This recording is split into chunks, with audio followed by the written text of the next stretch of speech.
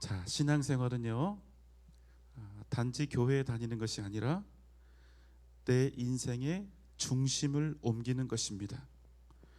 내 삶의 중심에 세상이 있습니다. 내 삶의 중심에 나 자신이 있었어요. 신앙생활은 내 삶의 중심을 오직 예수 그리스도로 삼는 것입니다. 여러분, 아멘입니까? 이 일이 쉬울까요? 어려울까요? 정말로 어렵습니다. 왜요? 내 삶의 방식을 바꾸는 것이요, 내 인생의 목적을 바꾸는 것이요, 내 삶의 주도권을 내려놓는 것이기 때문입니다. 절대로 그냥 되지를 않아요. 몸부림을 치면서 애가 타는 그 싸움을 날마다 해야 가능한 일입니다. 내게 있는 욕망, 내게 있는 욕심, 내가 옳다고 생각하는 이성과 합리, 이 모든 것들과 싸우는데 정말 죽음을 불사한 영적인 싸움을 싸우지 않으면 우리 중심의 주님을 모실 수가 없다는 것입니다. 우리의 신앙생활이 그저 교회에 다니는 행위, 예배하는 행위 그 자체에 있다면 아무런 상관이 없겠지만, 우리가 정말로 우리의 믿음 생활을 그저 교회 생활, 종교 생활이 아닌 정말로 믿음으로 살아가는 내 생명을 건 신앙 생활이 되기를 원한다면, 우리가 믿음으로 걸어가는 길은 절대로 폼나는 길이 아니요, 나를 유익하게 만드는 길도 될 수가 없다는 것입니다. 주님을 만나면 행복해집니다. 주님을 만나면 인생의 새로운 목표를 얻습니다. 주님을 만나면 이 세상 그 무엇으로도 채울 수 없는 인생의 허무함을 채우게 됩니다. 주님을 만나면 우리가 하나님의 백성, 하나님의 자녀가 되고 영원한 천국을 우리의 영원한 기업으로 받게 됩니다. 그러나 한 가지는 분명해요. 세상살이는 위험해집니다. 왜요? 세상을 우리의 중심에 두고 살 때는 우리의 삶이 세상에 딱 최적화가 되죠. 우리의 인생이 세상살이에 최적화되는 것이니 당연합니다. 편리하게 살 수 있어요. 그러나 주님을 우리 중심에 모시면 이제 이 세상살이가 불편해지고 위험해지는 것입니다.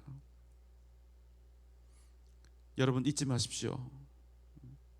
어쩌면 우리 모두 처음에는 내가 원하고 바라는 어떤 세상의 복들을 받아 누리겠다고 믿음 생활을 시작했을지 모르지만, 우리가 믿음으로 걷는 그 길은 결코 편안하고 안락한 길일 수가 없다는 거예요. 그러니까 믿음 생활하면서 내 인생 편해지고 안락해지고 그저 내가 원하는 세상의 복만을 받아 누리겠다, 더 많이 받아 누리겠다, 그런 생각으로는 절대로 신앙생활을 할 수가 없어요. 부자 되고 높아지는 길이 아닙니다. 오히려 믿음의 길은 우리 주님을 위하여, 살아계신 우리 하나님을 위하여 기꺼이 나의 높음을 내려놓는 길이요, 내 부유함을 던지는 길이요, 나에게 안전을 줄 내 인생의 모든 조건과 환경을 주님 이외에서 기꺼이 포기하는 것입니다.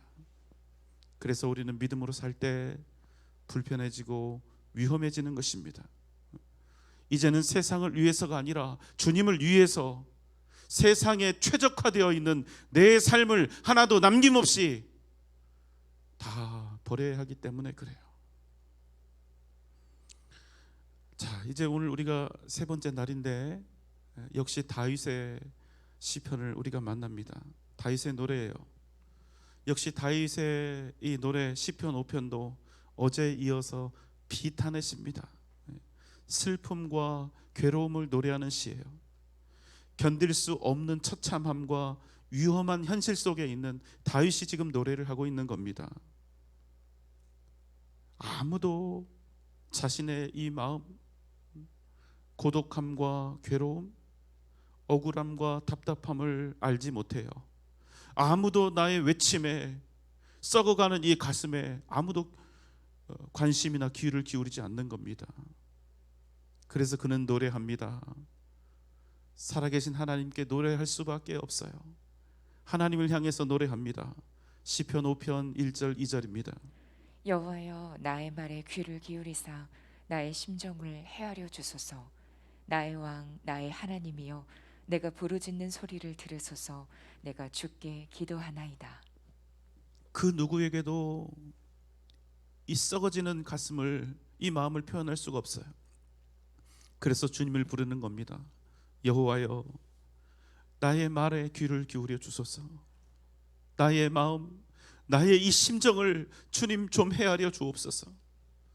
나의 왕, 나의 하나님이여 내가 부르짖는 이 소리에 귀를 기울여 주소서. 그는 자신에게 닥친 이 위험, 이 위기, 도저히 풀 수 없는 이 인생의 문제를 하나님 앞에 가지고 가는 것입니다. 그리고 그 답답하고 고단한 마음을 하나님 앞에 드리고 있는 거예요. 3절입니다. 여호와여 아침에 주께서 나의 소리를 들으시리니 아침에 내가 주께 기도하고 바라리이다. 그렇지만 여러분, 그는요 절대로 고난과 역경 앞에 무릎을 꿇지 않았습니다. 항복하지 않았어요. 포기하지 않았어요. 그리고 더욱 끊임없이 하나님 앞에 엎드렸다는 것입니다. 날마다 하나님 앞에 엎드리며 기도했지만 때때로 그는 하나님의 뜻을 알지 못했어요. 하나님께서는 침묵하시며 다윗이 고난의 길 걷기를 말리지 않으셨어요. 그래도 그는 아침마다 하나님을 향해서 기도합니다. 어떤 확신으로 기도했을까요? 주님께서 듣고 계신다.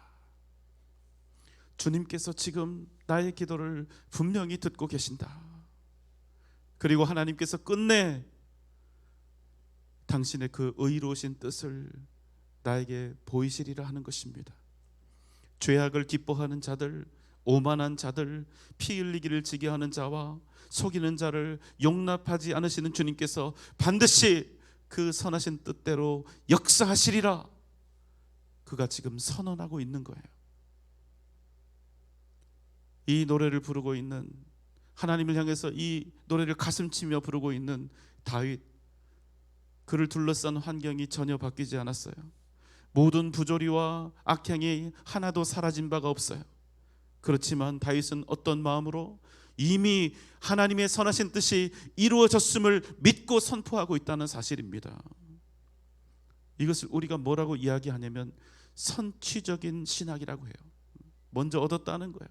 내가 얻었음을 믿고 기도하는 거예요. 7절 말씀입니다. 오직 나는 주의 풍성한 사랑을 힘입어 주의 집에 들어가 주를 경외함으로 성전을 향하여 예배하리이다. 그는 하나님의 뜻이 반드시 나타난다는 그 확신, 선취적인 신앙 속에서 그가 방금 전에 우리가 읽었던 7절의 말씀처럼 고백하고 있는 거예요. 그래서 그는 자신의 하나님의 놀랍고도 풍성한 사랑을 이미 받았다고 고백하면서 여전히 변함없이 성전을 향하여 하나님께 감사의 예배를 드리고 있다는 것입니다. 여전히 자신은 너무나 어두운 고난의 터널을 지나가고 있지만 그럼에도 불구하고 기뻐 하나님을 찬양하고 있다는 거예요. 그런데 여러분, 웃기지 않아요? 지금 그가 부르고 있는 노래가 비탄의 노래라고 했죠. 고작 다윗의 상황이 그런 정도예요. 고작 비탄의 노래나 부르고 있는 사람이요, 이토록 당당할 수 있는 그 이유가 뭐냐는 거예요. 언제 죽을지 모를 위기 속에 있는 이 도망자가 이토록 담대할 수 있는 이유가 뭐냐는 겁니다. 오늘 말씀 11절 12절입니다. 그러나 주께 피하는 모든 사람은 다 기뻐하며 주의 보호로 말미암아 영원히 기뻐 외치고 주의 이름을 사랑하는 자들은 주를 즐거워하리이다. 여호와여 주는 의인에게 복을 주시고 방패로 함같이 은혜로 그를 호위하시리이다. 다윗이 노래합니다. 주님께 피하는 모든 사람은 다 기뻐하며 주의 보호하심을 영원히 기뻐 외치라. 여러분, 무슨 얘기입니까?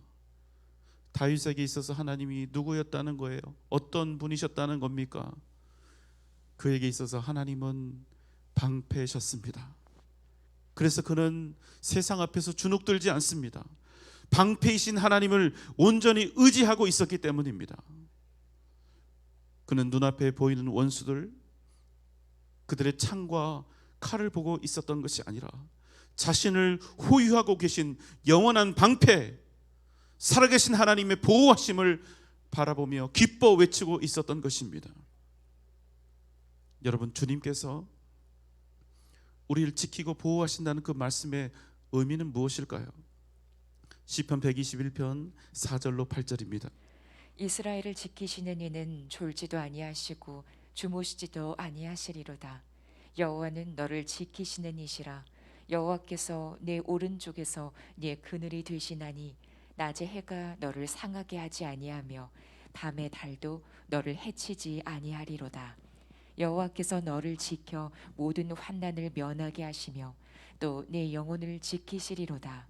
여호와께서 너의 출입을 지금부터 영원까지 지키시리로다.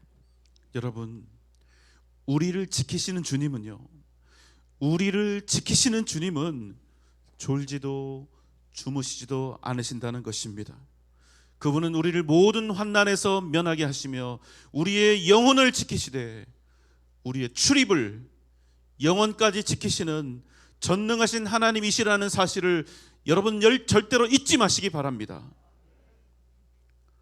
여러분, 우리 사람은요, 그 인생살이 속에서 반드시 위기를 만나게 되어 있습니다. 인생의 고난이 닥쳐왔을 때 사람은요, 두 종류로 나누어집니다. 보호자가 있는 인생과 보호자가 없는 인생입니다.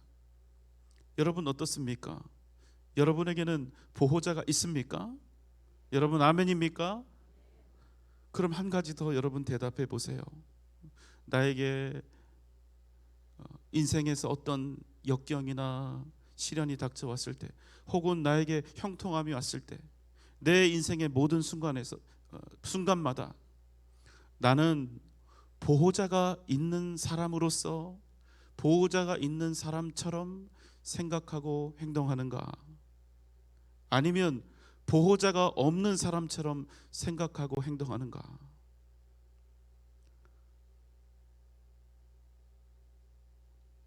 여러분, 우리에게는 보호자가 있습니다. 보호자가 있어요. 아멘입니까? 만약 여러분 우리 인생에 보호자가 있는데, 영원하신 보호자가 있는데 마치 보호자가 없는 사람처럼 생각하고 행동한다면 그보다 더 안타깝고 어리석은 일이 또 어디 있을까요? 자, 2024년 세 번째 신앙 명제입니다. 자, 따라서 합시다. 나에겐 보호자가 있다.